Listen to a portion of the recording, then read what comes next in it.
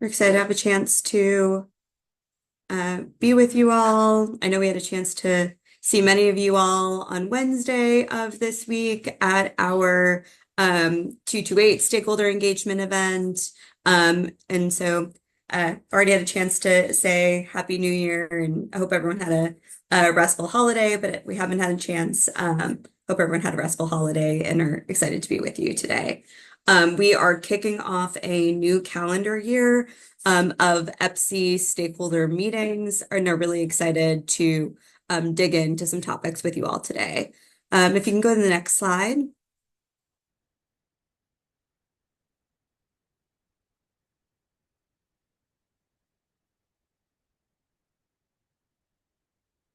Oh, that's right. I think I lost the deck there for a second.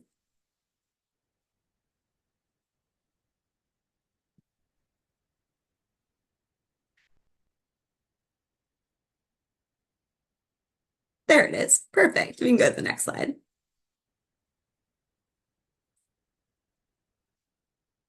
Awesome. Just a few reminders around norms for this meeting space. Feel free to introduce yourself in the chat, particularly if this might be the first time that you're joining the stakeholder meeting. Encourage folks to keep your microphones muted unless you're speaking. We do want to have opportunities for two-way dialogue in this meeting. We love being able to see folks' faces, put faces to names. So if you're able to keep your camera on, it's always great, really appreciate it. And then it's helpful for us just as we're engaging, if you wouldn't mind updating your name to include your organization. That helps us keep track of folks. On the next slide, we always like to start by regrounding in our state board for the work that this stakeholder group and our team supports. Just wanting to ensure that we're continually grounded in their goals. And also just a reminder of the SBEC meeting dates for 2026. Their next meeting will be held on February 13th. And so in the course of our conversation today, we will be focusing on largely topics that will go to the board for their discussion and vote in February.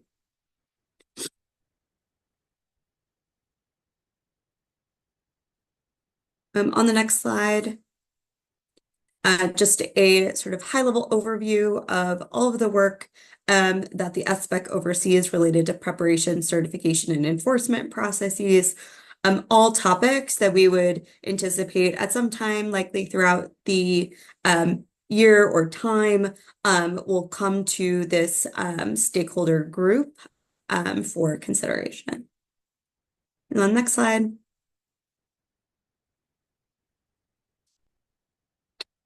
We also think it's just helpful, particularly as the SBEC is about to embark pretty deeply on some large-scale rulemaking, that we think it's always helpful to ground back in the SBEC's rulemaking timeline. So the SBEC most often starts large policy discussions with a discussion item. The board has had opportunities to engage in multiple rounds of discussion items on some of their largest rule chapters. I think of note, particularly for most recent rounds of rulemaking, include Chapter 228, which are their educator preparation program requirements, and Chapters 247 and 249, which are their educator misconduct rules.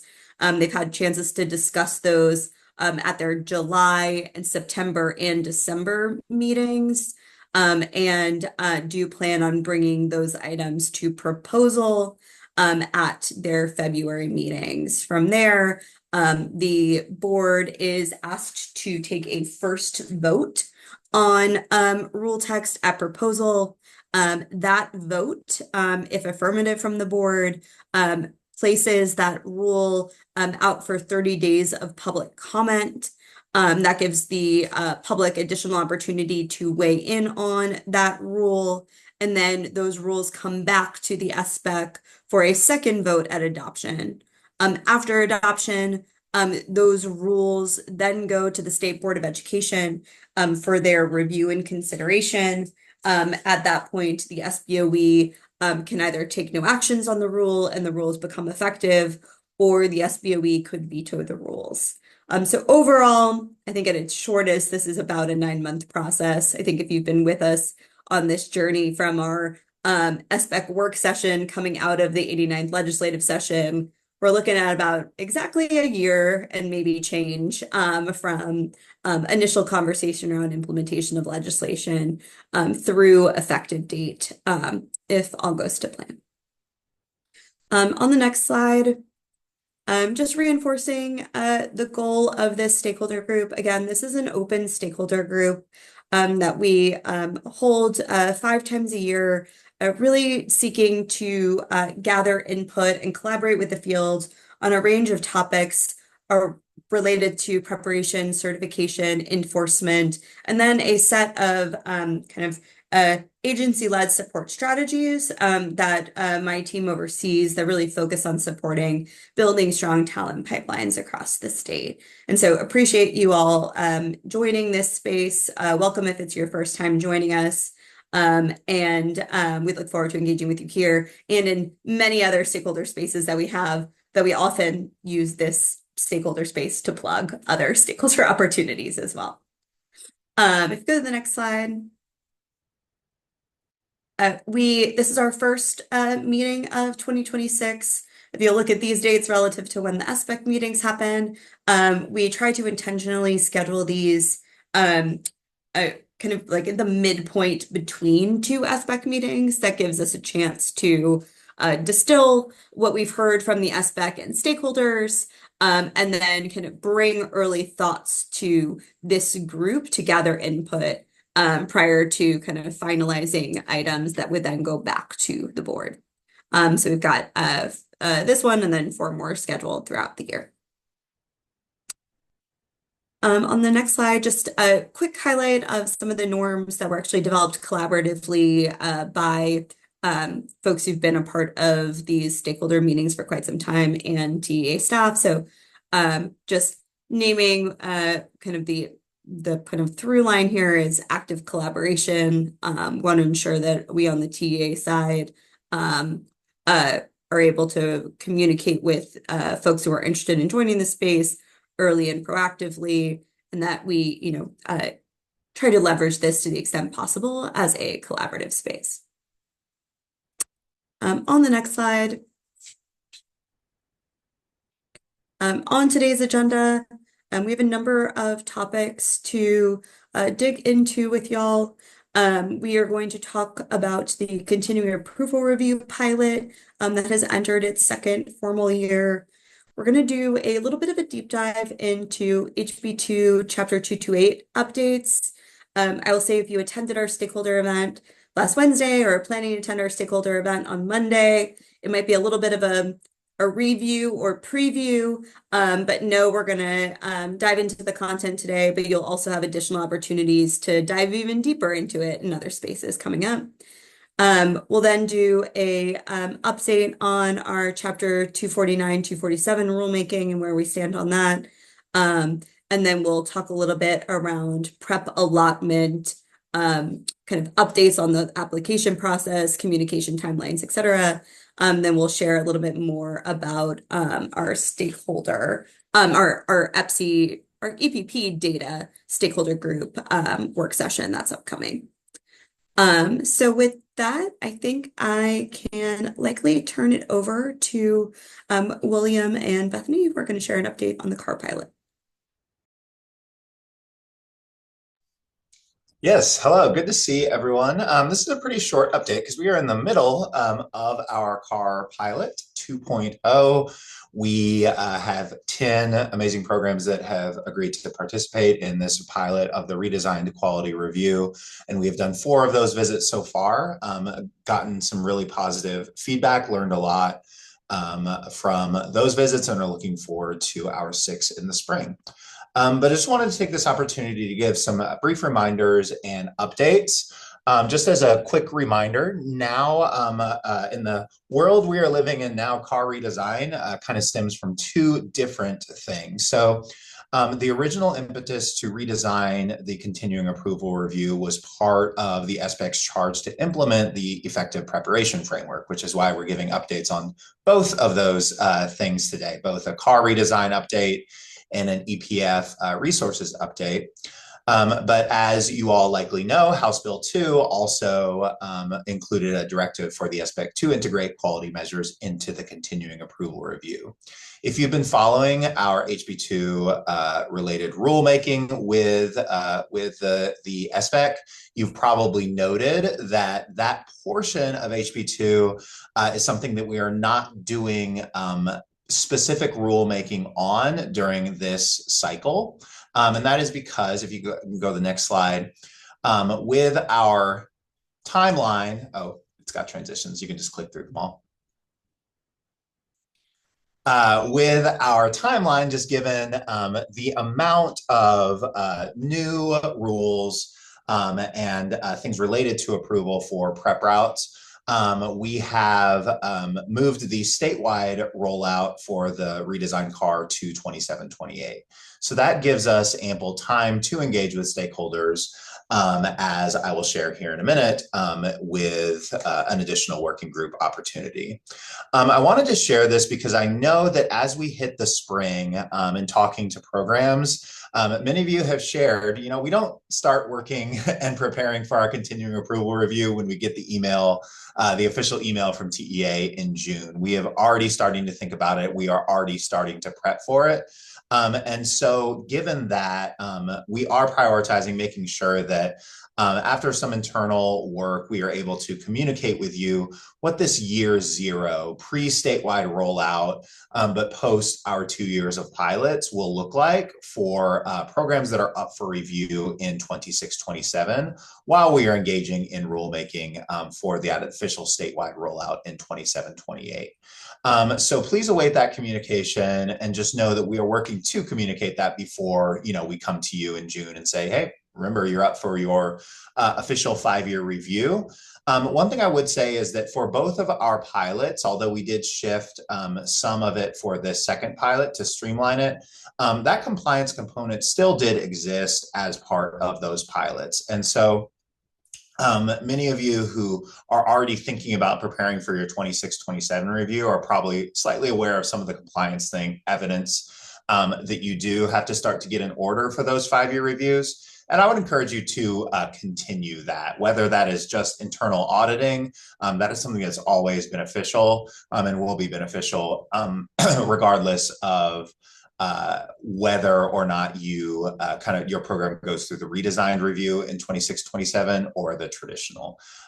So hopefully, I know that's not the official communication of what 26-27 will look like in specificity, but hopefully that gives you some amount of guidance and you can await communication. Believe me, we know if you're up in 26-27, just like and we will be in contact with you shortly. Move to the next slide. The great thing about this longer runway for statewide implementation is that as we were kind of building the plane, as we flew it with this first round of CAR redesign, some of our stakeholder input was really piecemeal. We saw, okay, there's a lot of changes that need to be made to this rubric. So let's get a bunch of different groups together, pilot participants, voluntary work groups, to take part in a working group. What we've seen the need for over these last few months as we consider what stakeholder input looks like with this longer window is we need to have more of like a running list and not, several different lists. If they showed interest here at this meeting and they showed interest here. And so what I'm asking today is that if you're interested in being part of smaller working groups that will likely meet on a more regular cadence, likely quarterly, to give you updates on what the work to redesign the CAR rubric process and accompanying rulemaking will look like, that you indicate your interest for that in a survey at the end. It's not a huge time commitment. And of course, if you get the invite and you're unable to make it, there won't be consequences for that, obviously. So encourage, if you are interested in what this will look like, then please, at the survey at the end, indicate your interest. Again, likely quarterly working groups that meet for an hour and a half. So with that, I'm actually going to shift gears towards a different EPF implementation initiative here at TEA around gathering resources to really build that shared vision of what the effective preparation framework looks like in action across Texas. For that, I'm going to turn it over to my colleague, Dr. Bethany LaPlay, who is leading these efforts, and she will just share a little bit about this opportunity. Thanks, William. So as William set that up, the purpose of this resource collection is to just create a space for practical tools and guidance and exemplars that will help EPPs to create better support across continuous improvement efforts across the state. And so the benefits of that is to strengthen those continuous improvement efforts and to create that common language across the board. As you know, every EPP, we call things differently, but this would create that common language just to help high quality preparation across Texas and to ensure that we have statewide alignments with our evidence-based practices. The impact, of course, is going to help our beginning teachers with those knowledge and skills that they need to help improve our K-12 students' outcomes across the state as well. And so this is where you guys come in. We need you to contribute. And why, of course, is to help inspire that innovation, creating collaboration across EPPs, and really advancing that shared vision for what high quality teacher prep looks like in Texas. The areas, of course, that we're focusing on are the levers from the EPF, which, of course, you can see here, leadership and planning, talent recruitment, partnerships with PK districts, curriculum, and instruction and support throughout their student teaching and field experiences. And so William's going to drop a link in, which is going to be where we want y'all to click it and look through what practices do you have at your EPP that could possibly help add to this collaboration and be a resource to EPPs across Texas. And that will, I think that's the wrap of my part. I'm going to pass that back to William. Great. We really look forward to hearing from y'all, and thank you all that we have already submitted or that we've been in contact with and are gathering resources to submit to really share your impact across the state. And we're done for now.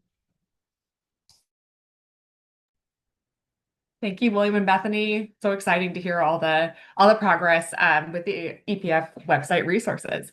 I will kick things off now with our HB2 Chapter 228 EPP requirements rulemaking deep dive. As Jessica already noted, we know that we had quite a few folks. I was just getting the list. Several of the folks on this call who have already attended on the 7th and or are anticipating attending on the 12th. So consider this a review or a preview. But in the spirit of transparency, you can consider this another opportunity to provide that input. So just to kind of recap here, we know that coming out of House Bill 2, Article 2, there are requirements or laws pertaining to EPP requirements, prep program requirements, as well as the prep allotment in order to implement the preparing and retaining educators through partnership program and the allotment program. The program establishes 5 formula-funded programs aimed at supporting talent and preparation, talent pipelines in service of preparation, high-quality preparation of teacher candidates. For the purpose of today, Petra, will you scan to the next slide? For the purpose of today's work, we will be centering on, if you take a look at those 5 formula-funded programs there, we'll be centering on the work of the SBEC to develop policy, a regulation pertaining to the 3 pre-service programs, prep residency, prep traditional, and prep alternative pre-service program. The SBEC is well underway, as folks know on this call, with establishing preparation route requirements that will ultimately lend to a focus on high quality pre-service practice and improve teacher preparation training content for teacher candidates. You can go to the next slide. Great.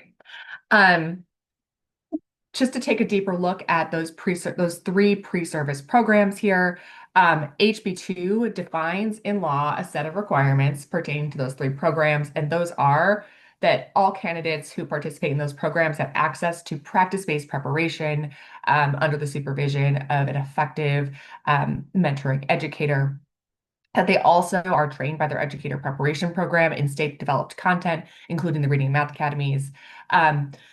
For these programs to be implemented, formal partnership is required between the educator preparation program and the district partner, making sure that the program truly meets the needs and instructional vision of the district partner. And then finally, when implemented to meet the requirements in state law, the program will generate success-based this program may generate success-based funding when candidates attain certification and employment milestones. And then go next slide.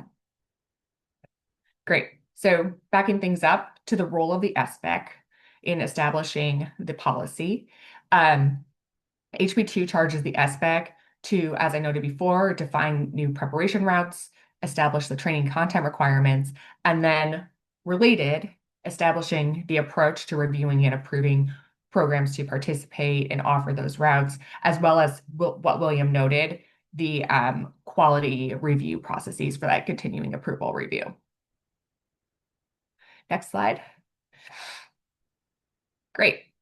And in doing so, as I've noted, we're going to talk a little bit about some of those new route requirements today. We'll take a look at the proposed preparation, the new routes and the proposed preparation structure here. Because of with these changes, it will result in 3 funded preparation routes: prep residency, traditional, and prep pre-service. And it will also result in an existing traditional and the alt-cert and formalized late hire route that will not be funded. Note here, as compared to our current preparation structure, these routes are really defined by the type of clinical experience the candidate is engaging in. You see a star here. For those of you, this is the spoiler alert. For those of you who attended on Wednesday, you engaged with us in discussion about some significant changes to what we had previously proposed for that formalized late hire route that included a fast start alternative certification route. So we'll be able to walk you through that component today as well. Next slide. I forgot about the animations here, y'all, etc. Alrighty. And so going forward, when we look at our time together today, just to kind of step back for a moment, in December, we wrapped our second discussion with the SBEC pertaining to these 4 big areas where they're currently engaging in rulemaking across requirements for all preparation routes. So not just the prep routes, but all preparation routes coming out of HB2's requirements. Additionally, our time will really center today on new and updated preparation route requirements, as well. And then finally, when it comes to those route requirements, the other 2 areas where they're centering their time or their focus is on prep program content requirements, content training requirements, as well as the review and approval of prep programs to participate. And we are about to head into the proposal in February.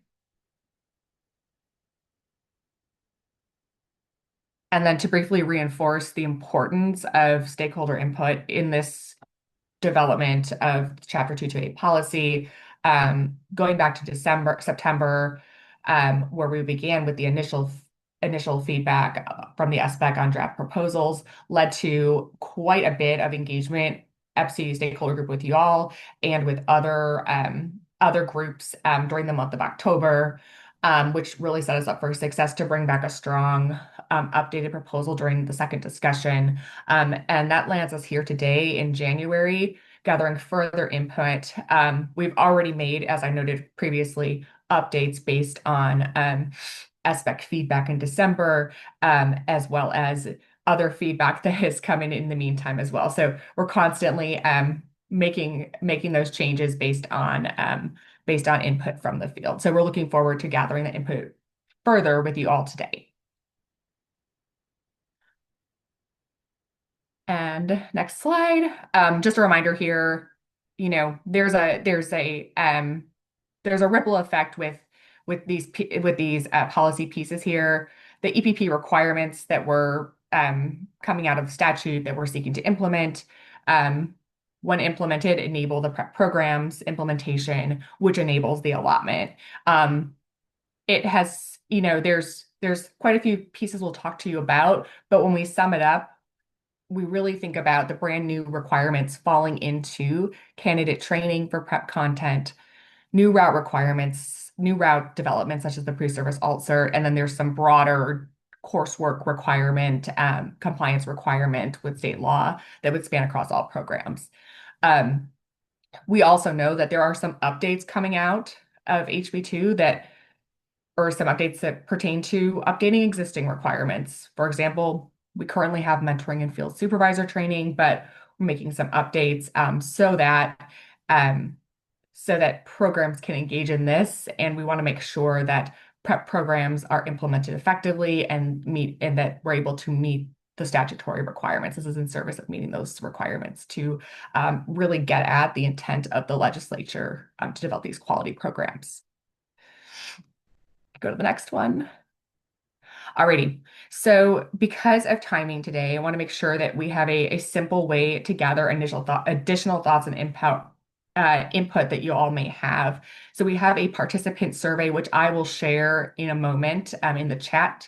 I also have a QR code here, so if you would like to grab that, you can start to add into the form just as presenters are providing input across 4 key topics for today.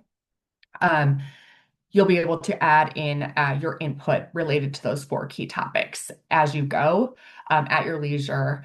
Again, I'll reinforce too that we have a large Padlet system we have set up in those bigger stakeholder engagement meetings. So I would encourage attendance to those.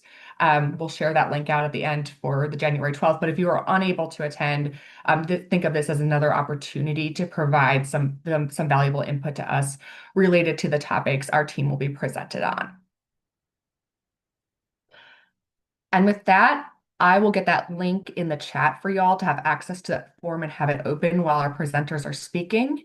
But I will pass it over to topic 1, which is Kyla Jaramillo, who will be talking about the new prep route requirements for mentor and field supervisor. Awesome. Thanks so much, Melissa. I'll go ahead and transition us to talk about the mentor and field supervisor requirements. Again, as both Melissa and Jessica noted, this presentation is very similar to those larger stakeholder calls where you're providing input on the Padlet. But if there's additional feedback or you are unable to make those, please use the survey. So we can go ahead and transition into our topic. Again, we're talking for this first part about the prep funded route requirements, as Melissa voiced over. We can go through these first couple slides quickly. We can transition to the next slide. And so we're talking about the prep funded routes. We can transition to the next slide. And so the first topic we're going to talk through is the cooperating teacher and host teacher mentor training. You can see the statutory requirements on the left side and the proposed update to complete the Texas mentorship training as the training program established by the agency beginning in the 27-28 school year for those prep pre-service routes. And then we'll go ahead and transition to the next slide. And so we are going to talk about the field supervisor training as well, but do want to just name that the Texas mentorship training for mentoring educators is not the same as the Texas field supervisor training. I'll voice over a bit when I move to the field supervisor training, how they're aligned trainings, but do just want to note and reinforce that these trainings have separate competencies, separate time requirements, and separate cost. So we'll go ahead and transition. And so again, just to reinforce, for the first part, we're talking about the training that's required for the prep allotment, and it's for mentor teachers, host teachers, cooperating teachers, and mentors of interns. And so on this next slide, you can see the definitions of those mentoring educator roles. Throughout this presentation, I'll consistently use the term mentoring educator. And so when I refer to mentoring educator, we're talking about those educators that serve as the host teacher, cooperating teacher, intern of mentor teacher, or the mentor teacher of the beginning teacher in their first or second year. So you can take just a second to scan, and then again, this training, just to reinforce, addresses some key stakeholder feedback. So this mentorship training is required via anticipated Commissioner of Ed rule. And so these updates to the SBEC rule would ensure the following: that these prep funded route teachers don't have to attend multiple trainings to avoid duplication, additional requirements, and conflicting messaging, just recognizing that mentoring educator roles can vary from year to year. So one year I'm a cooperating teacher, the next year I'm a mentor teacher.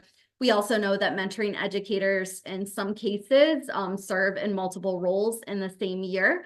And we also know that mentoring educators can mentor teachers in different EPPs year to year.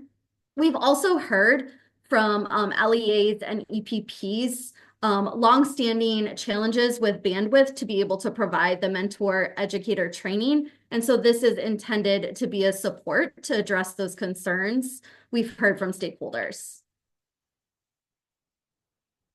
We can go to the next slide. So I'll talk just about some key stakeholder feedback we've heard and some recommendations to address the feedback.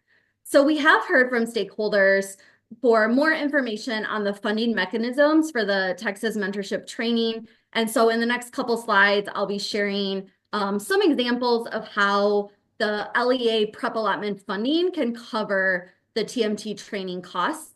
We've also heard concerns around the number of training hours from EPPs. And so to reduce time requirements, I'll be talking about two key points. So the first key point is that year 4 refresher will be significantly less time than that initial 24-hour training based on the stakeholder feedback we've heard. We're also going to, for the 27-28 school year, establish some training tracks based on set criteria. And so I'll be talking about that in a little bit. And then some stakeholders have expressed the desire to become a provider of the Texas mentorship training. And so we are considering opening an application process in 27-28 to apply. So we can go to the next slide. I will go through these slides kind of quickly for the sake of time. There is more information on the LASSO 4 website on these funding models if you're curious or need more information. I know this group is pretty well versed in these slides. So one thing, the LEA success-based funding could be utilized to cover training costs. And then if you go to the next slide, there's an example of what this could look like. So you can see this funding example that was shared by Melissa Yoder, but you can see how that success-based funding could be used for the 5 host teachers in this example that would be required to go through the TMT. And so you can see the cost for those host teachers would be $2,500. And so the LEA still has the majority of their success-based funding remaining. And then this next example on slide B shows similarly different scenario with a little bit less success-based funding, more host teachers to train, but still the majority of the success-based funding remains for the LEA. we have heard some feedback that since the success-based funding is not upfront, there could be some potential challenges there. And so do want to name that there are additional options to pay for the mentorship training. So LEAs could utilize their prep mentorship training funds in conjunction with their, if they applied for that in conjunction with the pre-service routes. One caveat there I would note is two things that would include a higher required stipends for the mentoring educator, which there's funding attached to all allotments for, and they would also need to mentor a beginning teacher. And then there's, of course, the option to combine the mentorship funds and the success-based funding as just some examples. The next piece we heard was the training requirements. I voiced this over, just again, want to note that as the refresher is being developed with stakeholder feedback, we anticipate it being significantly shorter than the initial training. And then again, want to voice over that the Texas mentorship training is not an annual required training. We did get some questions on this, so a couple things I'd like to voice over here. So for the first year, in year one, the prep pre-service route funded mentoring educators attend the Texas mentorship training.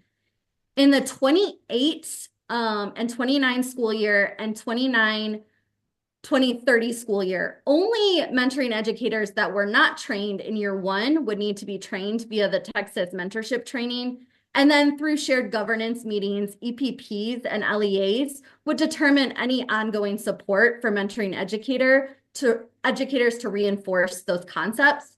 And then in the 2030-31 school year is when those initial pre-service route funded educators would do the refresher training. We can go to the next slide. And so based on stakeholder feedback, while we are developing the training suite of 24 hours, we do not anticipate all mentoring educators being required to attend 24 hours of training. We're establishing these training tracks for the 27-28 school year, where the tracks will be differentiated based on the potential factors of successful completion of other relevant trainings, such as RBs and LIFT, as well as consideration for mentoring educator content areas, anticipating that a mentor of an elective teacher may need a different track than a teacher in a core content. And so I'm going to transition us to the field supervisor training. And so we can go to the next slide. And so I do want to note that the field supervisor training aligns to the mentoring educator training, but it is a separate training with a reduced cost. And I do want to note that while the mentoring educator training applies to those prep funded routes, the field supervisor training does apply to all field supervisors. And then we'll go to the next slide. When I talk about alignment, just want to stamp, I know this group saw this slide presented by Ali several months ago, but the field supervisor training builds upon the competencies of the mentoring educators to ensure that alignment across the trainings, really ensuring that these pre-service teachers are hearing the same messages across all the different entities that are supporting them. And this is just an example of one modification. You can take a second to just review the current field supervisor training requirements. So these are currently in the Chapter 228 rules. And so field supervisors who have completed the TEA approved training prior to September 1, 2025 must renew that training by September 1st, 2026, and must renew that training at least one time per each 3-year period. And then on this next slide, you can see the proposed update of renewing that training instead of September 1, 2026, pushing that to September 1, 2027. And again, that ensures that alignment, and I'll talk a little bit more on the next slide. The second piece I want to call out here is the staggered approach to the renewal process. And again, this next slide just shares that recommendation. And again, pushing back the field supervisor training implementation by a year allows for that increased stakeholder feedback, as well as the opportunity to pilot the training prior to making it available for the field. You know how to change somebody's membership? Like if somebody bought it, like I bought it in my name and I'm. All right, we can go ahead and go to the next slide. And so some trends we've heard some expressed concerns with cost. And so I would note that there is a current training cost for the field supervisor training. I'd also note that the training cost for the mentoring educator is not the same as the field supervisor training, and we're exploring options to keep the cost around the current estimated training cost. We've also heard concerns related to logistics as well as training length. And I think both of those will be addressed via our specific advisory committee for the field supervisor training, as well as the opportunity to pilot. And I think with that, I will transition us to topic 2. So I am back, although I work on the car redesign. I'm also supporting with the rulemaking for the pre-service alt-cert, as well as development of technical assistance for that route. So I just want to review for you all really quickly some of the key rulemaking ideas around the pre-service alt-cert route, share very quickly the feedback, and really frame up for you all this very new route and some of the difference between some of the guidelines that we would like to see set in stone in rule versus the flexibility for some of the models that may exist. So next slide. So this is a really great visual just to ground you all in what the journey of a pre-service alt-cert candidate and this new route would look like. So this candidate, which could be a variety of different folks seeking an alternative certification route, as we'll talk about as we look at some of the models, is going to, rather than go straight into an internship as a teacher of record, participate in a pre-internship clinical practice.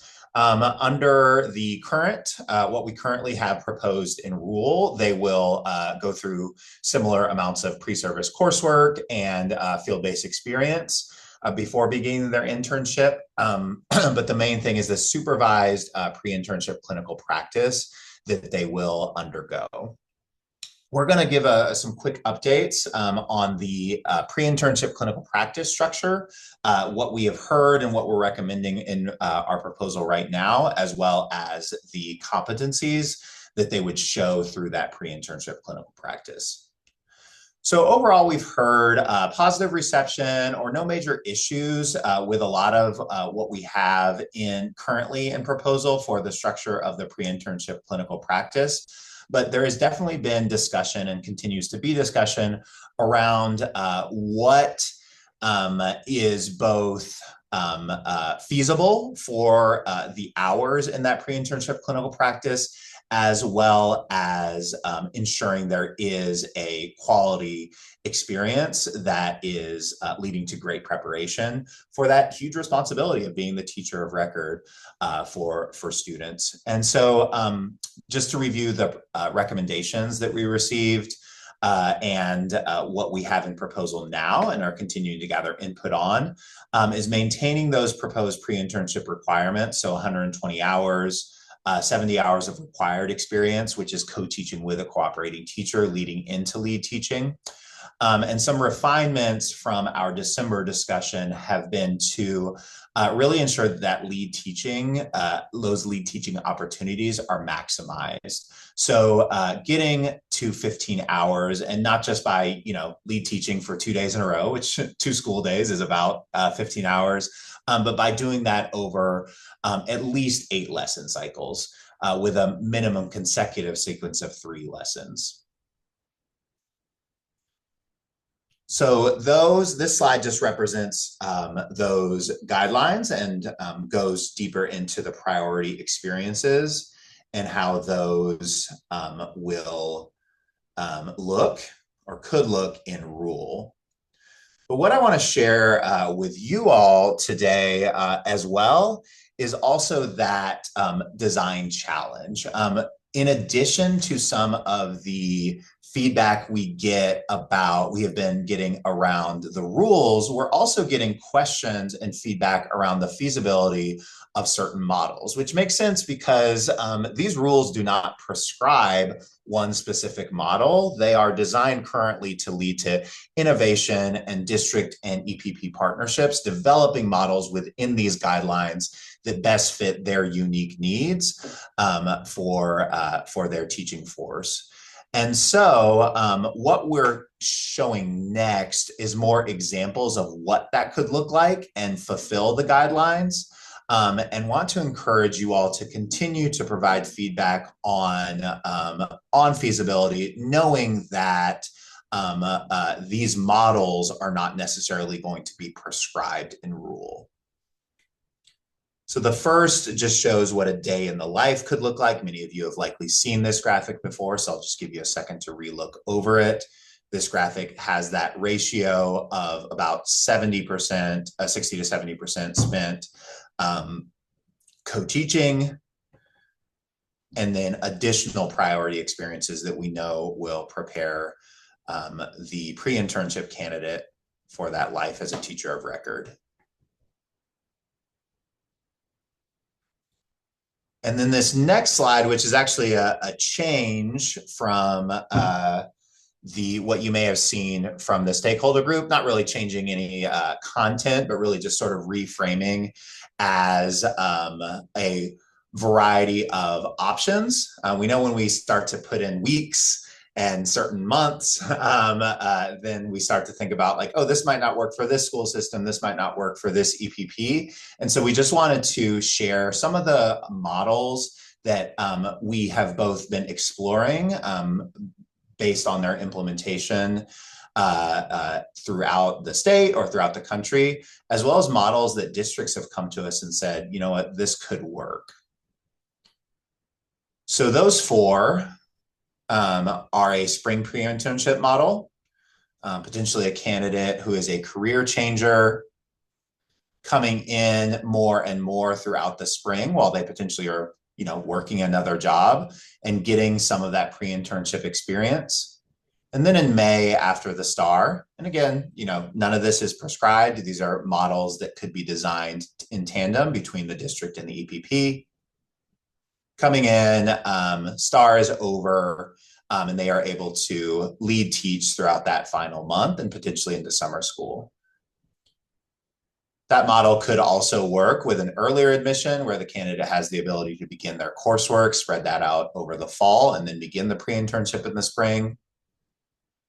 There's also the potential for a summer pre-internship that is a condensed version where they're lead teaching and co-teaching throughout a summer school session, as well as a fall option where they would then be able to fill a spring vacancy in the district, which you know is a hiring need that is very common throughout the state. You can go to the next slide. So the last update is for you all is around some work that we are doing around the rulemaking for the evaluation of candidate readiness. This has been a tricky area because, as you all could probably figure out, it takes a very long time to become proficient in some of the things that are both in our T-tests and in our educator standards. And this practice is, although we believe it'll be very beneficial, is condensed. And so what we are having to tackle is what would we be evaluating in order to determine that the candidate's pre-internship was successful? And so where we have landed on at the moment and are continuing to seek input on is the great thing is we have a set of pre-service competencies already in rule, and we have the opportunity to refine those, keeping in mind that these candidates will have the opportunity not just to show proficiency in these pre-service competencies through performance tasks as it says in our current 228.41 rule, but through their actual instruction in the pre-internship. So in our stakeholder group, we did share that draft list of revised competencies for 228.41 that really work to condense the most important skills and align to the new Chapter 235 standards. 228.41, the current 228.41 precedes those standards, and so there's opportunity for revision now. We wanted to share those draft competencies and get stakeholder input. In this sort of briefer rundown, we won't look at them super closely, but we do want to share them again for you all. In this next slide, you can flip to the next one because I shared that framing.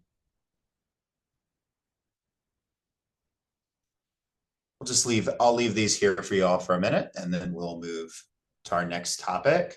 If you were at our stakeholder meeting and already shared feedback or would like additional time to review these, feel free to let us know in the survey, and we will continue to get input leading up to February.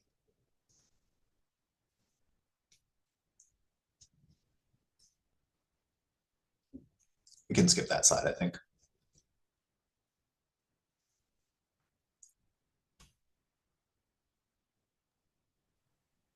Okay, so this is my section, alternative certification route requirements, including late hires. Hi, everybody. Thanks for being here.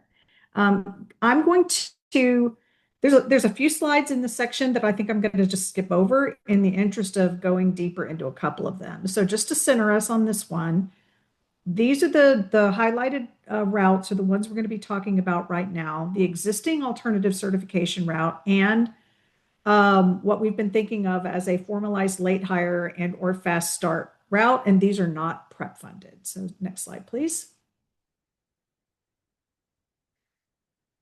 And so just to center us on the statutes that we're looking at, there is now a statutory requirement that we have to create a 2-year intern certificate, which works well for candidates because if they need to extend their internship or they need to repeat an internship another year, they wouldn't necessarily have to apply and pay for another certificate, and they would not have to have their PPR passed before they could step into a second year of an internship. So that's a win-win for them.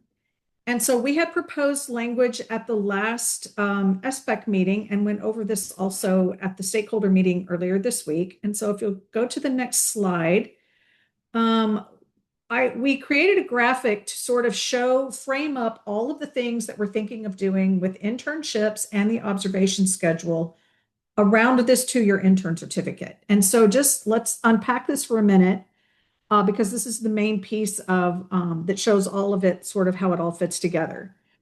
So we have right now a requirement for what we call the rule of 3 that's in Chapter 230. And what that rule of 3 says is that a candidate can serve up to 3 years in a classroom on any combination of SBEC credentials without achieving a standard certificate.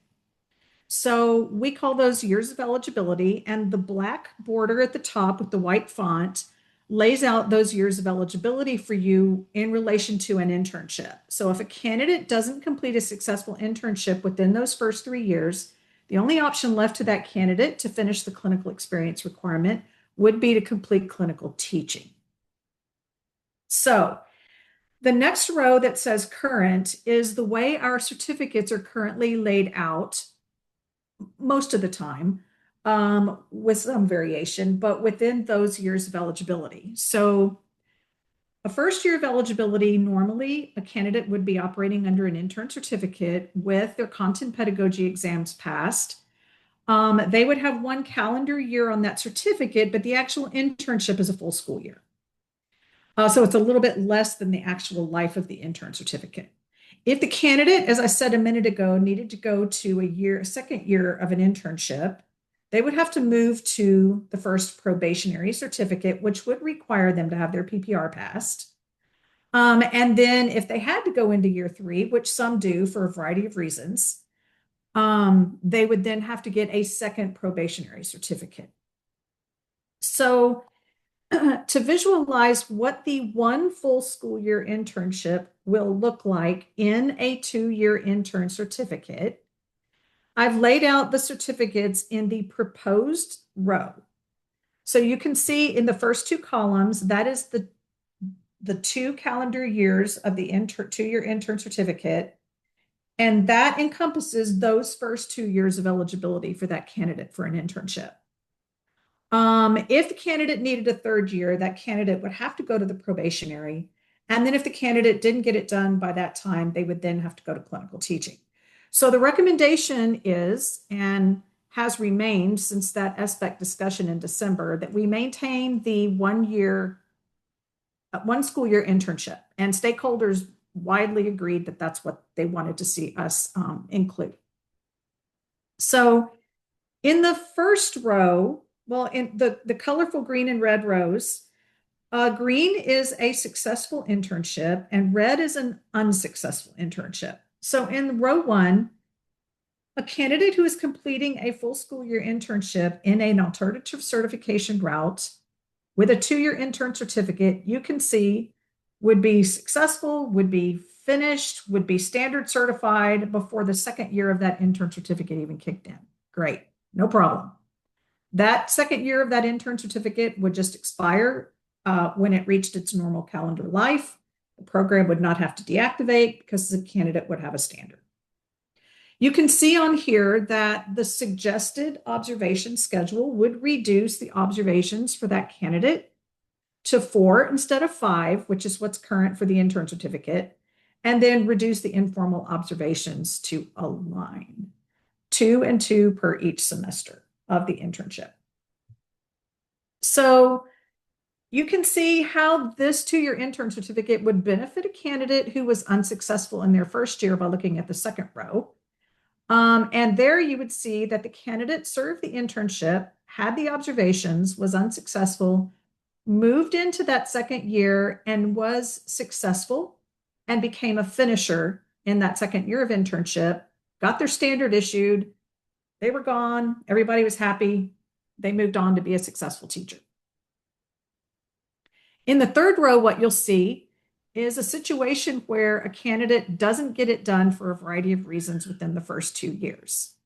That candidate would continue receiving field supervision on into that 3rd year of eligibility on that probationary certificate, with the understanding that the probationary certificate observation schedule for formal observations would not change according to what it currently is, which would be 5 observations. So the last row just rounds out what it would look like for a candidate who has to complete clinical teaching to be successful and get standard certified. Let's jump back to the 4th row. Note how eligibility year 1, the internship is successful, but the candidate's going into a 2nd year extension. This would happen when the candidate was successful, does not need to complete another internship, but maybe has a course left to complete, or maybe has a portfolio, a culminating portfolio activity to complete.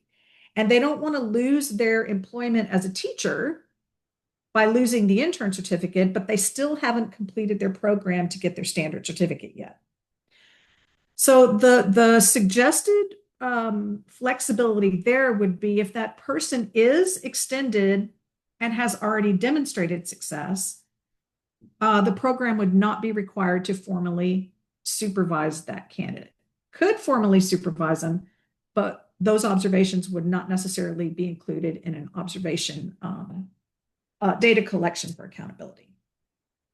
So this is currently what it would look like, the way we have the layout according to the feedback that we got at the last stakeholder meeting and at the December SBEC. So if you have feedback on any of this, please feel free to let us know what of this works and doesn't work. What I can tell you is that the 2-year intern certificate is set in stone. It's happening. So we're working within that frame up. Okay, next slide, please.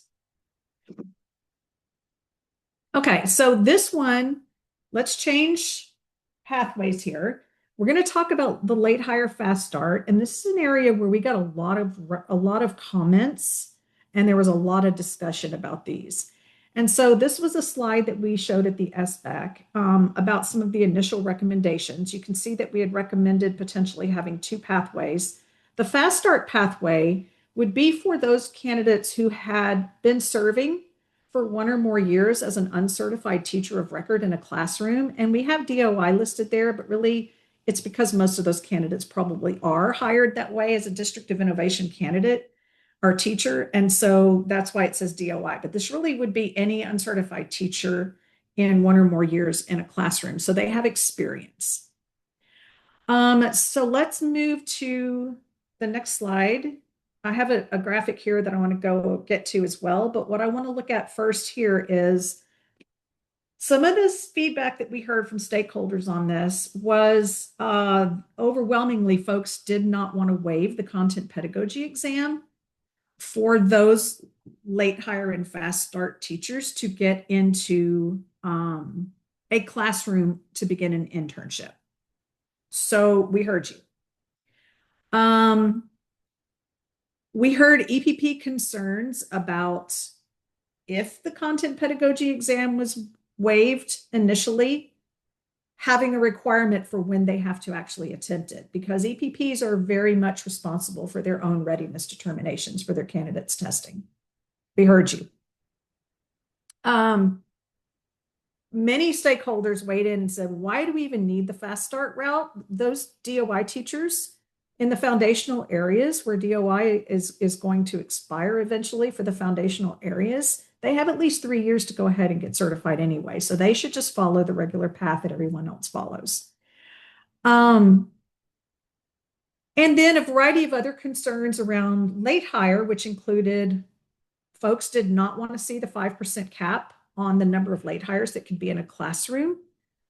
Each year, we had proposed a 5% cap for each intern year, that you couldn't have any more than 5% of your interns being late hires in a given year.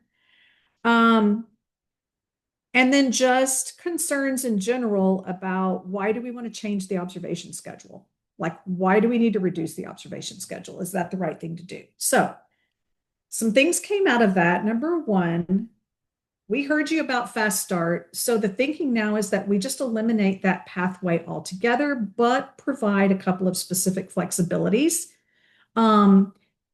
Respectful of the fact that some of those candidates will have been teaching for multiple years and have experience already. And then retaining the current late hire pathway as it is, according to the related definition, that would include removing the cap, the 5% cap, but would also include requiring a content pedagogy test to be passed before the candidate could enter the classroom. So let's go to the next slide, please.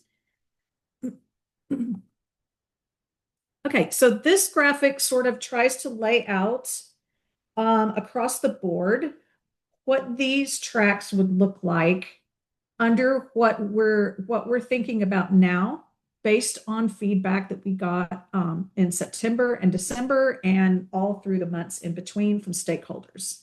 So there's an alternative certification for candidates that are pursuing alternative certification. There's what that would look like if the candidate is a late hire. And remember, just for the sake of centering everyone, late hires are those individuals who are admitted to an EPP late and are hired by a district late. And by late, I mean within that 45-day contract window before school starts. And the understanding is that those folks don't have a reasonable amount of time to finish all of the requirements before they can get into the classroom. And so we give them concessions currently that allow them to finish all of their pre-service coursework and requirements within the first 90 days of the assignment. And so we would maintain that same definition. Those would be their requirements. And then for the uncertified teachers in the last column, this is what they would be required to do. And note the flexibilities would be that once the EPP ensures that the teacher, experienced teacher, has been an experienced teacher in a classroom. They would collect that at admission, like a service record or whatever they need as documentation. Then the EPP would be able to waive the 50 FBE hour requirement for that individual. And then they would only have the 250 hours instead of the 300 of coursework because the 50 hours would be waived. So go ahead and take a look at this and kind of, think about it for a minute. And if you do have comments, you can go ahead and provide those to us as well.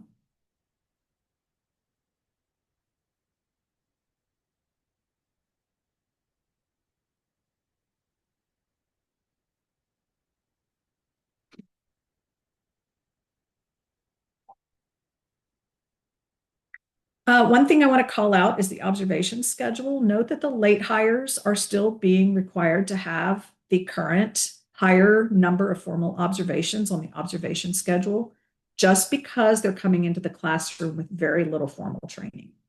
So they need more support than somebody who's been through pre-service training, has done interactive work with students, potentially has done practice-based, skills-based training with their EPP before they get into the classroom.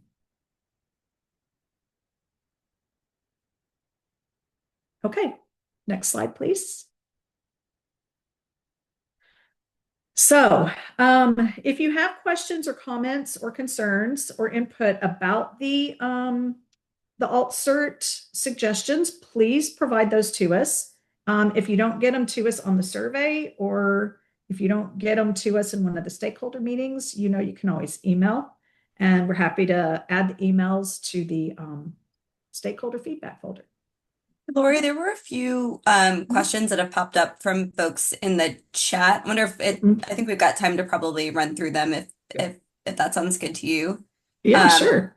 First question was from Sherry. If a candidate is on year 3 of eligibility due to 2 prior years of emergency permit or 2 years of internship at a different EPP, do they still need those 5 formal observations in year 3? Yeah. So currently, everyone, whether they're on an intern certificate or a probationary certificate, has the 5 formal observations in the observation schedule. That was effective September 1st with the repeal and replace. And the way it's set up, there is not a plan to change the probationary certificate. And if that happens, then yes, if you've exhausted those first 2 years of eligibility and you go to a probationary certificate, then you would be they would be required to have 5 observations. The question really in front of us now, because we've been actually working on requirements to update ECOS with the 2-year intern certificate. The question in front of us now is if I've got a candidate that served 1 year on a 1-year intern certificate and they need to go to a 2nd year, do they have to go to a pro, or can they go to a 2-year intern certificate?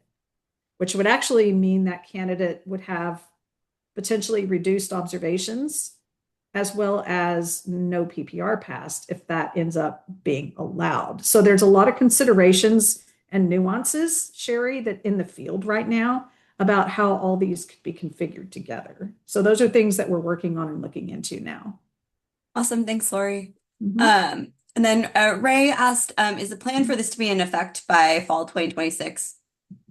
Yeah, so the 2-year intern certificate, yes, that is what we're trying to achieve right now with so we have to go through all these updates and it goes with IT. And so what we're thinking now is that they would be able to have that ready for us by June 1, the 2-year intern certificate, which would be a little bit ahead of potentially the effective date of the 228 rules.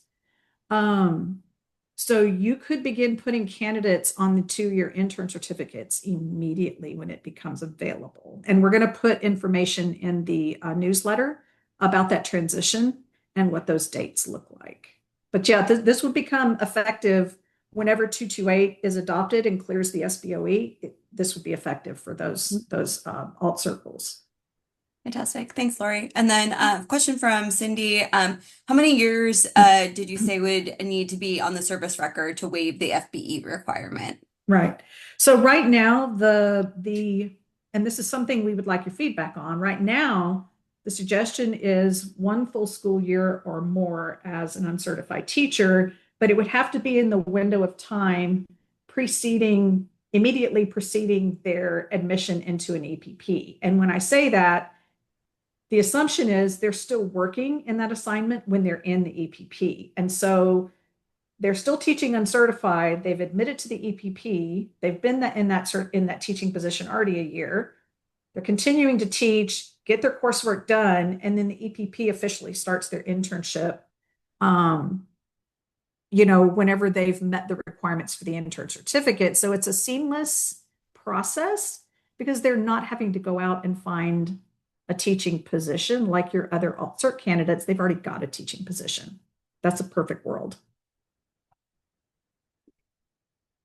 And then Sherry, appreciate your note on kind of thinking through the various opportunities and options with the prep alt route.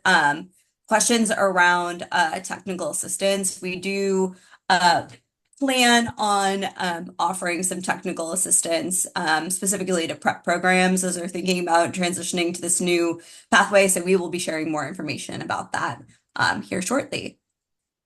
Awesome. And then Lori, a shout out from Ray about your visuals. Folks have been quite excited about them as we've been talking to stakeholders. I'm glad, Ray. Thanks for giving me that input, and Laura for reinforcing it because I was hoping we could come to something that would kind of show everything in one swoop. So glad it worked out. Thanks, Lori. Yeah. All right, on to topic 4. Well, unfortunately, I have to follow up with Lori and her amazing graphics. And so I'm Josh Jones, Director of EPP Field Support and Operations. I want to echo the call from earlier.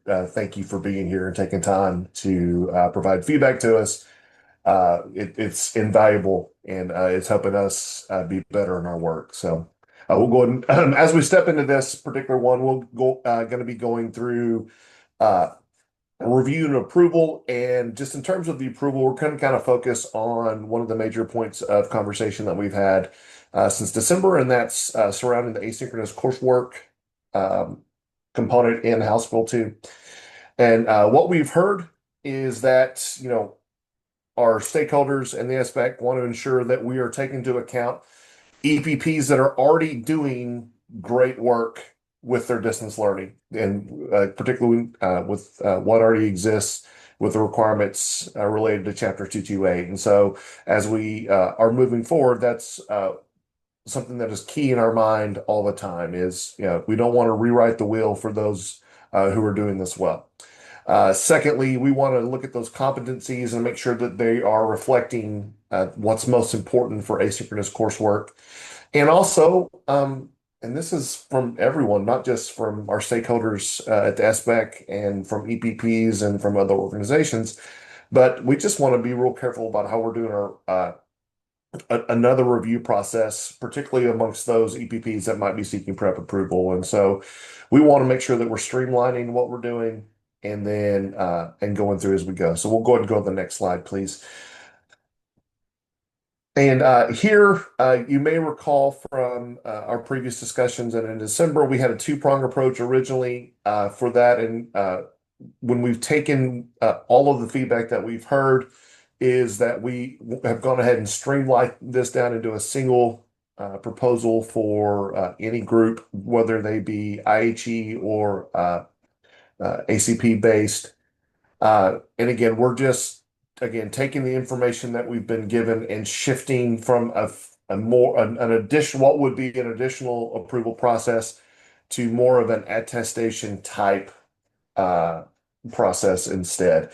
Please notice that we are going to be asking for, or we're proposing that we ask for evidence just for programs to demonstrate that they are meeting the pieces of approval that we have here as we go forward.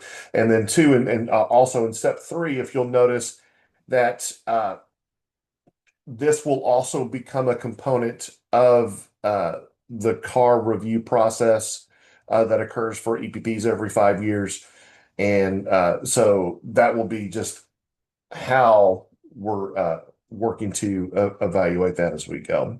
And next slide, please. Here are the 4 criteria that we've worked with stakeholders and with some in the nonprofit sector as well as EPPs to identify our criteria. One significant change that exists here as opposed to what was proposed in December to the SBEC is in the 4th criteria. Originally, that criteria stated that programs must provide weekly synchronous touch points with an assigned instructor. After much feedback that stated that this could be significantly difficult for many programs to require synchronous touch points, we've changed the verbiage to state that there must be opportunities for that, where again the candidates have opportunities to speak in real time with their assigned instructors, and so we hope that that particular change is one that helps meet needs while retaining some flexibility for programs as they're continuing to move forward. And on to the next slide, please. Okay, another significant piece of feedback that we received was regarding to when all of the prep pieces were going to come into play. And so we wanted to create a visual that kind of helped us look at by school year process how this is going to work. We also recognize that we're on kind of a short timeline, and so we really needed to have a tiered approach to approval for schools, or excuse me, for EPPs that are seeking to offer the prep individual routes. And you'll notice here that for 27-28, those requirements for that approval process, for that initial approval process, will simply qualify the EPP as prep eligible for that one academic year, the 27-28 academic year. And then there are steps that all EPPs would need to take in 28-29, and then moving toward full approval. And again, was as was kind of spoken about with asynchronous, the current proposal states that full approval for offering the prep programs and being eligible for the prep allotment would take place as a component of the EPP's first CAR review after prep route implementation. So as just part of your 5-year review, that would be they would be looking at the components of your prep program, and then based upon the outcome of that review, then take you to the SBEC for full approval. This could mean that additional reviews might be necessary, but we'll leave that at the discretion. That'll be up to the discretion of the reviewers at that time. In terms of initial and ongoing eligibility, a couple of pieces. One, EPP must not be rated on accredited probation initially to offer the prep route. So if an EPP is rated as accredited probation, they will not be eligible initially to offer the prep route until they have made adjustments to move away from that particular rating. Also, once an EPP has their initial eligibility for prep, they must not be accredited warned for 3 consecutive ACEP cycles or on accredited probation for 2 consecutive in order to retain their eligibility to work under the prep allotment. And on to the next slide, please. On this one, we wanted to kind of speak a little bit regarding the implementation of the required content for House Bill 2. And although she's probably going to stay on mute, I did want to introduce my colleague, Allie Nichols, whose team has been leading the charge in developing this content and continues to work diligently to ensure that they're meeting all of the requirements of House Bill 2 while also being prepared to support EPPs as they begin to implement themselves. And so beginning August 26th, as you can see on this timeline, EPPs will submit the registration to begin to offer the route, which then allows them to do the training, faculty training for those required content areas will begin in the fall of 2026 and run through the spring of 2027, which then ensures qualification for the prep partnerships. Beginning in early spring of 2027, EPPs would then complete their application off of the routes. Beginning in late spring, early summer, we're proposing that TA would then begin to review those applications with the intention of taking the EPPs to SBEC for approval in either the July or the September meetings in 2027. Also, I would note that there, as you kind of see at the bottom, toward the bottom of the screen in green, LASSO 5 is going to be opening in fall of 2026. So as you consider district partners for potential partnerships with in the prep allotment, you may want to begin having discussions with them to alert them to that and prepare them as y'all begin to plan for that moving forward. And on to the next slide, please. This particular point here helps us kind of wrap up and put together just to provide a little clarity on what you saw in the last two slides. What we heard from stakeholders is that they really could use some additional information on what those requirements are going to be to offer prep routes. And so, again, that's leading us to try to be to provide some specificity regarding what will be required for 27, 28, and then moving forward for each of the prep routes. Again, we understand that we are in a bit of a timing crunch, and there's some concern regarding approvals and coursework integration. And Allie and her team are continuing to work on that, as well as providing technical assistance to EPPs to assist with the implementation of that coursework. And then also, one key piece is that we've heard multiple times from stakeholders, particularly regarding the residency route, about having to reapply, particularly if they've already gone through the process to be a registered residency provider with the agency. And so we do want to state that the application process will take that into consideration. So if you have a program that has already been approved for residency, there will be a modified application for you as compared to a program that may not have offered residency to this point. And if we can go to the next slide, I do want to put one more plug for any of y'all. I'm looking through and scrolling through. I'm seeing several faces that I recall seeing earlier this week when we had our stakeholder engagement feedback session earlier this week. But we do have another one coming up on Monday. And again, I would encourage you to attend that if you are able and provide your feedback. Melissa, very just right on time, just like always, put the link into the chat. And so this, again, your feedback really does help us as we are working together to identify any changes that we might need to make, and as we refine the policies as we get ready to take them to the board in February.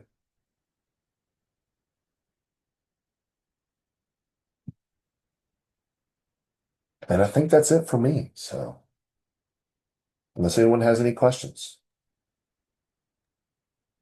I didn't see any questions in the chat, Josh, so hopefully folks are putting some good feedback for us in the feedback form. But again, just want to continue to echo appreciation for everyone digging in in this very detailed rule text with us. I'm gonna pass it over to Sarah. Hello, good morning, everyone. Just a quick update on where the Chapter 249 and Chapter 247 Educator Misconduct Rulemaking currently stands. So we have updated the draft text based on the SBEC feedback at the December meeting. The SBEC gave us some great feedback, which we've incorporated, and we are also in the process of currently incorporating stakeholder feedback from our December 17th meeting. Still going through and reviewing all of that and updating the text, which you will see in the item for the February meeting. So just going to hit a couple high points today, some of the big issues.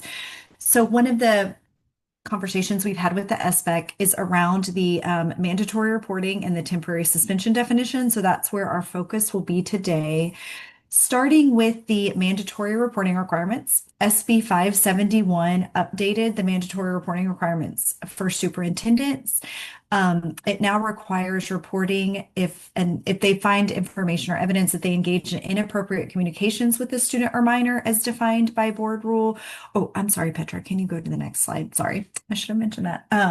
Or failed to maintain appropriate boundaries with the student or minor as defined by SBEC rule. So communications and boundaries are now explicitly called out in reporting requirements, and it explicitly says as defined by board rule. So we are in the process of updating both of these definitions. Moving along to the definition of inappropriate communications. This is the current definition with the addition of staff's recommendations, which is underlined. So adding in some standard language at the top, factors that may be considered in context and on the totality of the circumstances. That's language that you'll see throughout SBEC rules. So adding it into this definition, and then want to highlight, is it Romanet number 7? So all the other language is the current language. Number 7 would be the addition of whether the communication could be reasonably interpreted as threatening the welfare or safety of the student. So these are currently staff's recommendations for additions to the inappropriate communications definition. As I stated, we're still going through stakeholder feedback from the December 17th meeting. So some of this may be tweaked based on information we receive from stakeholders. And then moving to the next definition of boundaries. So as you can see, the original or current definition is very short. The educator shall maintain appropriate boundaries and based on a reasonably prudent educator standard. So that is your current definition. The addition that staff is recommending is everything that is underlined. So once again, similar language, factors that may be considered in context and on the totality of the circumstances. And then it's physical proximity, contacting or meeting the student, transportation without permission from the legal guardian or in violation of school board policy, taking or possessing a photo, showing favoritism or isolation through gifts.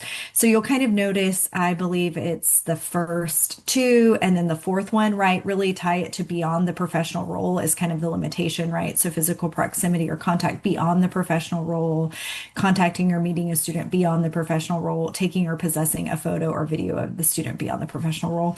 And for those of you who observed or attended SBEC's December meeting, I think there was kind of a robust discussion from the board about the taking or possessing a photo or video of the student beyond the professional role. So we got some good feedback there. But as of this moment, this is still the text that staff recommends. Once again, as I said, some of this may be tweaked as we are still going through stakeholder feedback from our most recent session.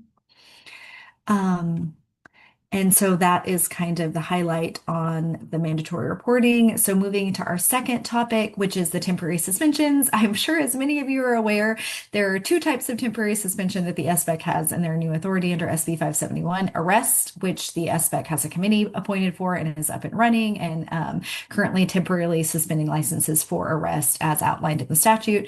The second is continuing an imminent threat to public welfare. So I'm going to focus on this second prong today and the definition. So this was the definition on the next slide. The definition of continuing an imminent threat is the same that we brought before the SBEC with a few minor tweaks based on their feedback at the December meeting.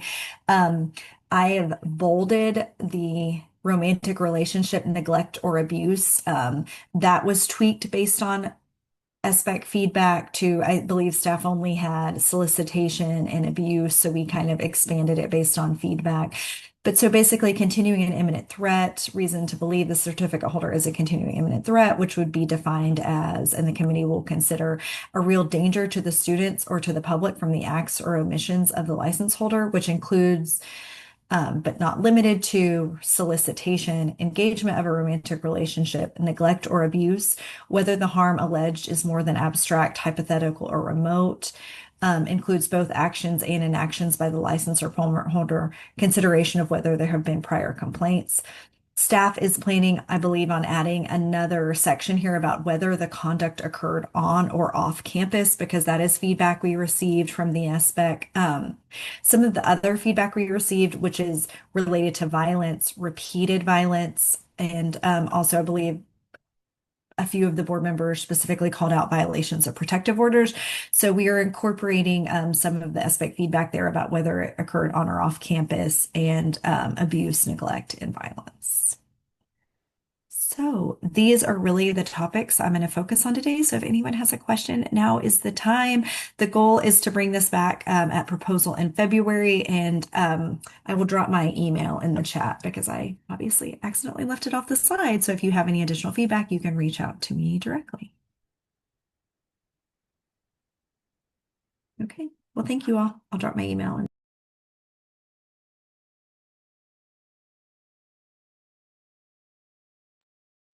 Thanks, Sarah. With that, I believe I am turning it back over to Melissa for some prep updates. You sure are, Jessica, and I'll be very brief here. Petra, you can go to the next slide.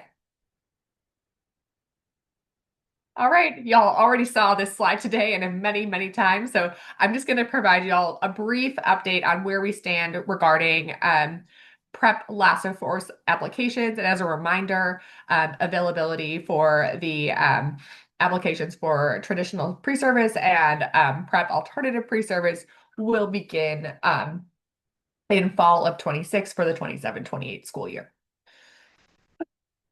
Excuse me. Go to the next slide. Great. Petra, you're gonna have to click a few on this one. I'm so sorry. I just want to click all those guys in there. All right.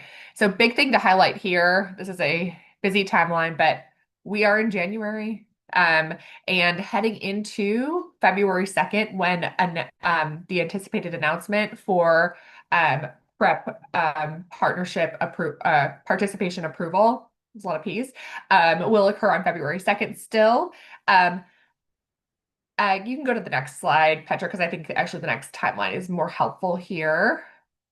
So I want to talk about some things that'll be coming down the line at that time period.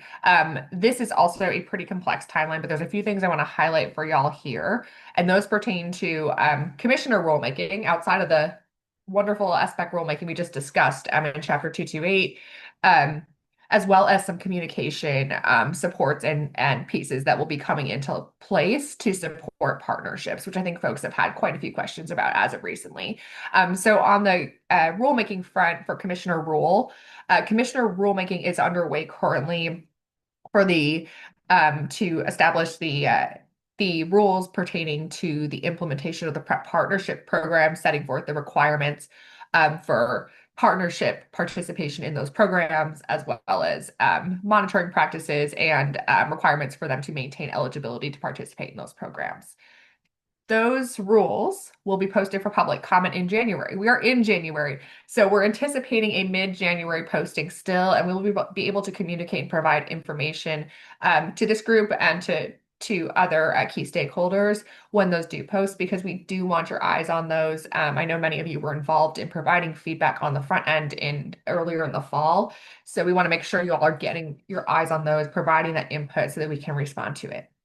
The next big thing I would talk to you about related to this very complex timeline here is we have quite a great deal of communication supports coming out very soon. So following that February 2nd date, you should anticipate that there will be some communication supports for programs anticipating participating in, or not programs, partnerships anticipating participation in the allotment. We'll have a series of webinars to help provide more information and support for making that final decision where districts will commit to that participation. We'll also be launching, we've gotten lots of questions about partnership agreements, which are statutorily required, as well as in that proposed commissioner rule for the program implementation. We'll be providing those exemplars and examples and guidance pertaining to setting up those partnership agreements between EPPs and districts, as well as IHEs and districts for the Grow Your Own programs. So all this is to say that in early spring, which we're basically in right now, you will shortly have some of those materials at your fingertips to explore and to work with as you're preparing for engagement in the allotment. And then the other big ticket thing I would name here, and I'm looking at the timelines here, but we are also in the process of developing that master guidebook. I know you all have been relying on the FAQ materials that we were posting weekly during the application process, but that type of process will really feed into building a big guidebook that has business rules, overall guidance for the program, for participants. And I think it's worth noting that our intent is to have a phased approach to development of that guidebook, being able to build on it on a regular cadence to provide you timely information regarding the program's implementation. So a lot of key dates coming down the line, and we'll be providing direct communication again to districts and ed prep programs who will be involved in participating. And next slide, Petra. I think it's just a reminder. Yep, and we'll be again notifying y'all when that rule text is posted. I think that's it. Melissa, I do know we saw a question. I don't know if Kelsey Yeah. is still on, but I think we saw a question from Kelsey earlier about the kind of like timeline of when commissioner rules are posted for public comment, when we'll get those comments relative to SBEC rulemaking. Any like additional things you wanted to name there? Yeah, for sure. So actually, those two processes are running on what we've been kind of saying is a fairly parallel track. So those will post mid-January. Actually, was going to pull up an image that I could share with folks as well. The commissioner rules will post mid-January. Meanwhile, we're heading into the proposal for SBEC. And then, actually, this is probably more helpful. Can I steal the screen, Petra? Great. I'm just going to share these timelines for folks to see.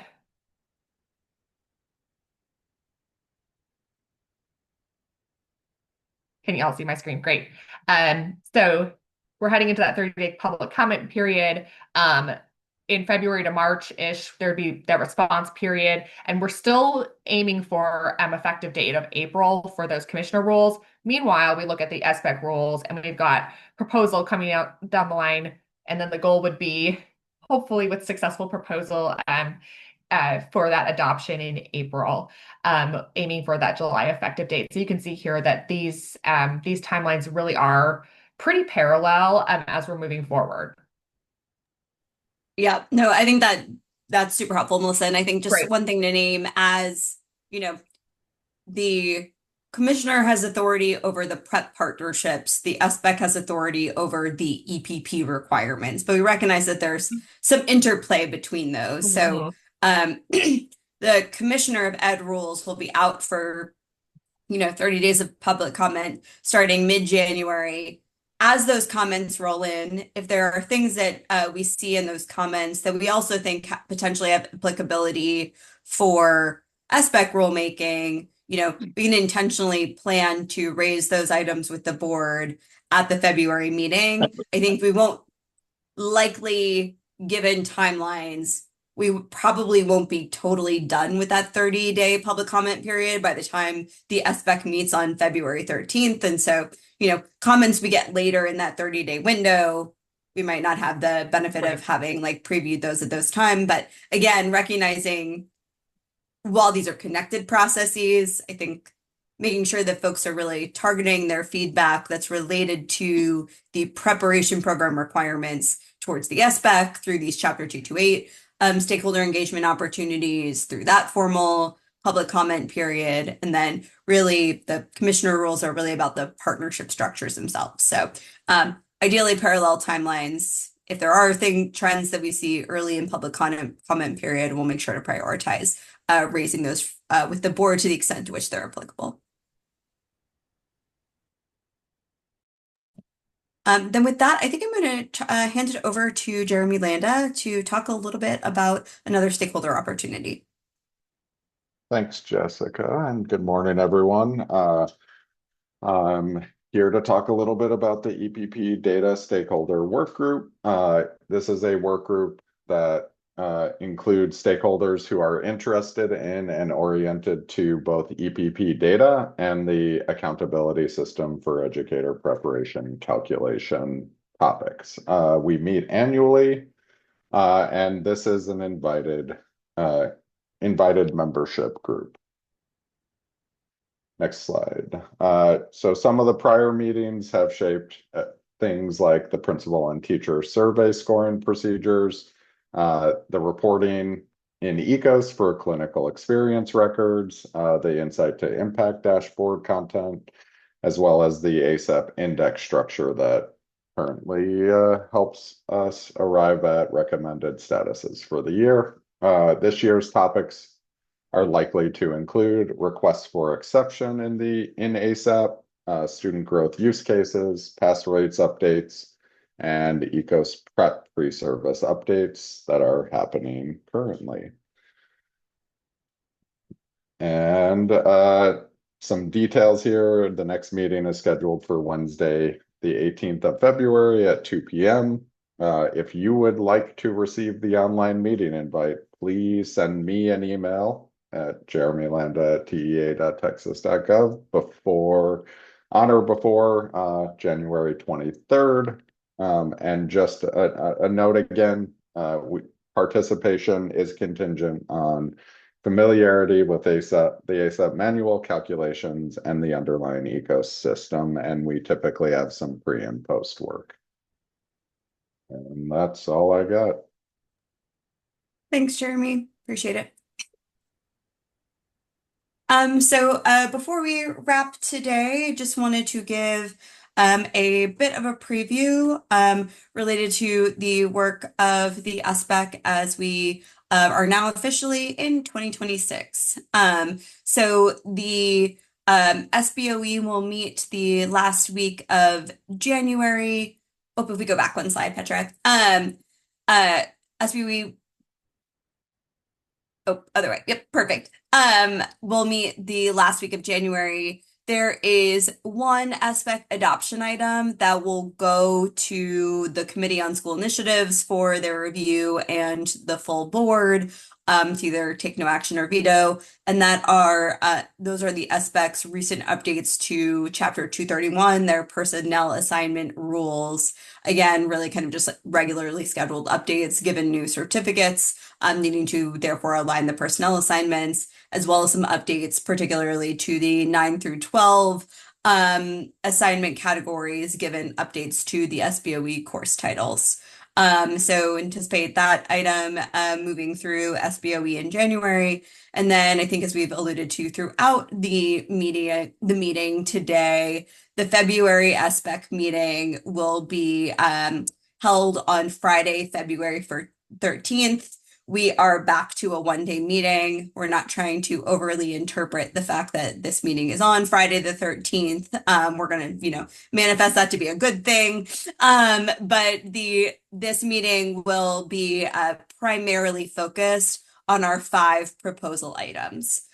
So there are 5 pretty significant rule chapters moving forward to implement House Bill 2 and Senate Bills 571 and Senate Bill 12. So you can expect to see a proposal. Chapters 228 are EPP requirements. Chapters 227 are admissions requirements to preparation programs. Chapter 230, which are certification requirements. Again, those kind of set of three sister chapters to implement House Bill 2. And then you'll also see a proposal items for chapters 247 are code of ethics and 249 are disciplinary proceedings requirements to implement Senate Bill 571 and SB 12. So really, excited for the board to be able to really roll up their sleeves and dig in deeply into these proposal items. We are aiming to have the board book posted with the rule text for those items, ideally by the first week of February. With that, we've got about more slide with any additional questions that folks have. And we've got time. We didn't receive any additional questions in advance, but if folks do have additional questions, feel free to put them in the chat. Happy to address or answer anything that folks may have continuing to be in their top of mind for them. And then if we can go, we'll give folks a second to think through other questions. If we can go to the next slide. Just want to really plug the meeting participant survey.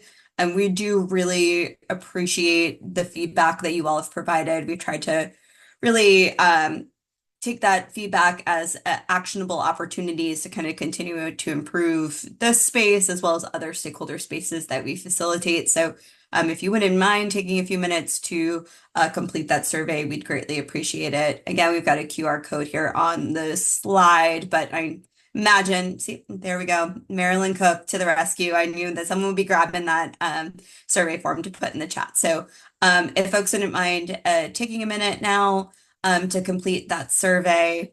If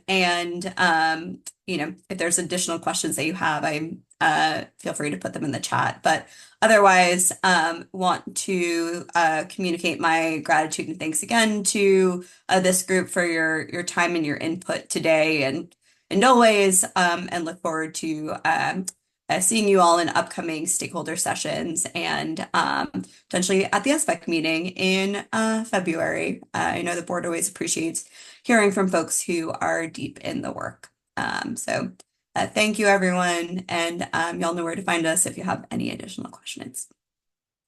Okay. Thank you.